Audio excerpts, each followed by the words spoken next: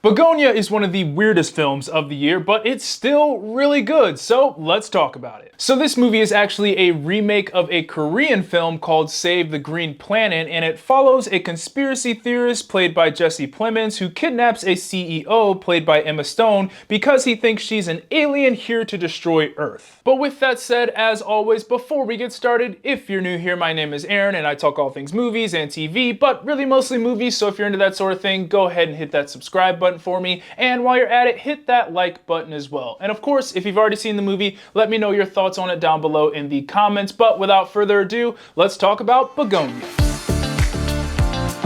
Jumping right into the good, and the first thing I have here is the best part about this movie, and that is the performances. Both Emma Stone and Jesse Plemons gave some of the best performances of the year, and I think at least for Jesse Plemons, this could be the best performance of his career. Even though he is the antagonist in this movie, in my opinion, he gets a lot of the focus in this thing and has most of the screen time as well. Director Yorgos Lanthimos does a great job at making us feel empathy for his character, even more so than we do for Emma Stone's character, who is technically the victim in this kidnapping. Jesse Plemons himself gives an unhinged and just overall haunting performance, as he is just this guy who has been hurt by the company that Emma Stone's character runs, so he is fueled by this rage to get revenge. So even though you had a sense of empathy for his character, you were also a little bit scared of him as well. And that's just a big credit to Jesse Plemons and what he was able to do in this performance. Emma Stone was equally as great, and the only reason I don't say this is my favorite performance from her is because, well, La La Land is one of my favorite movies of all time, and that will forever be my favorite performance from her, no matter what she does in the future. But anyways, she did what she was expected to do in this movie. She understood the tone and exactly what Yorgos wanted, and that's what she gave us. Her character was definitely a satire on big CEOs in the real world, and even though she was the victim in this situation,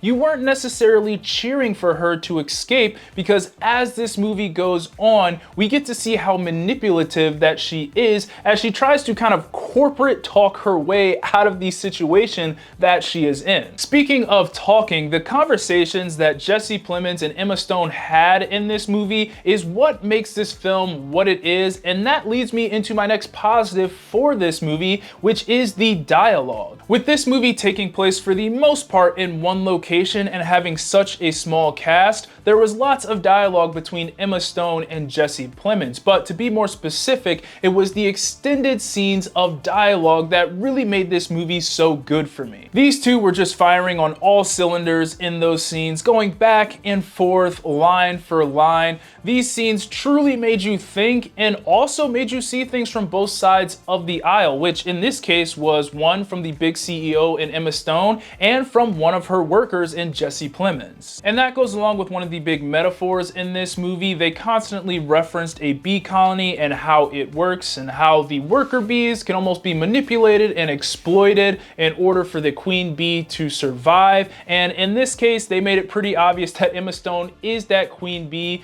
and Jesse Plemons is that worker bee who is expendable. So they use this great dialogue to really explore those themes, like the manipulation of workers by CEOs, class disparity, and internet indoctrination. And they do all this by using the perfect amount of satire through it all, which gave this movie a humorous element that I enjoyed. But the last thing I really enjoyed about this movie was the cinematography. Now, this may be a surprise, but believe it or not, this is my first Yorgos Lanthimos film. I've been meaning to see Poor Things, but it's just one of those movies that I just keep forgetting to watch. And then I know he came out with Kinds of Kindness last year, and I haven't heard great things about that movie, so I can't say it's on the top of my watch list. But Poor Things is a movie that I absolutely must watch, especially after seeing this movie. I guess what I'm trying to say is that this is my first experience with Yorgos' filmmaking, and I really liked it. It looked like he shot this film on 35mm, but I loved all the wide tracking shots and really just the wide angle that he went for in general. Then we had these extreme close-ups with a shallow depth of field that were great as well. Long story short, this was one of those films that was just really hard to look away from because each frame was intriguing in itself, and then you you add on the score on top of that, and it just makes it all that much better. Moving on to the so-so, and the only thing I have here really doesn't have to do with the movie itself, but I will say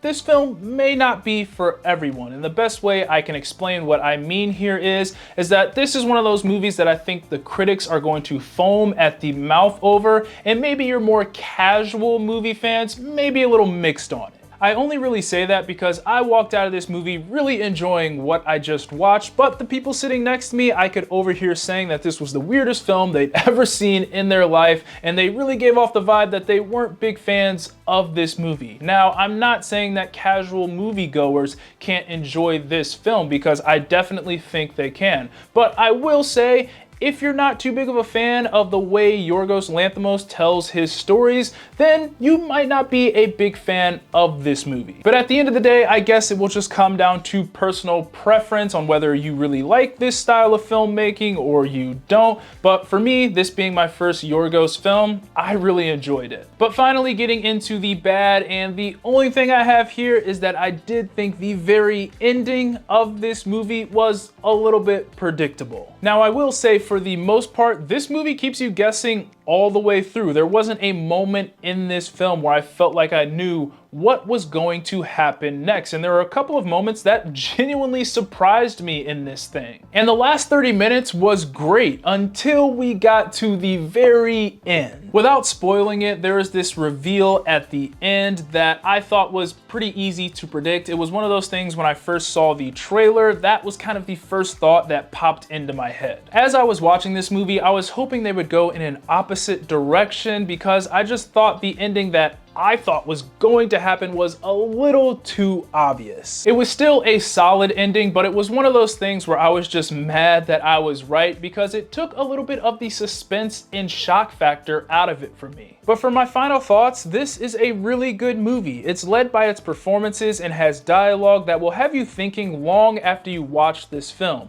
The cinematography is stylistic and it keeps you guessing almost all the way through, and the score adds a nice little cherry on top. So for my personal tier list, this goes in the good for me and is a movie that you should see. Those are my thoughts on Bugonia. Be sure to let me know what you thought of the movie down in the comments, and as always, be sure to like, subscribe, comment. God bless, and I'll see you guys later. Peace. Hey, thanks for watching to the end of the video. Be sure to subscribe, and here's some more cool videos you may like. All right, that's all I got. Peace.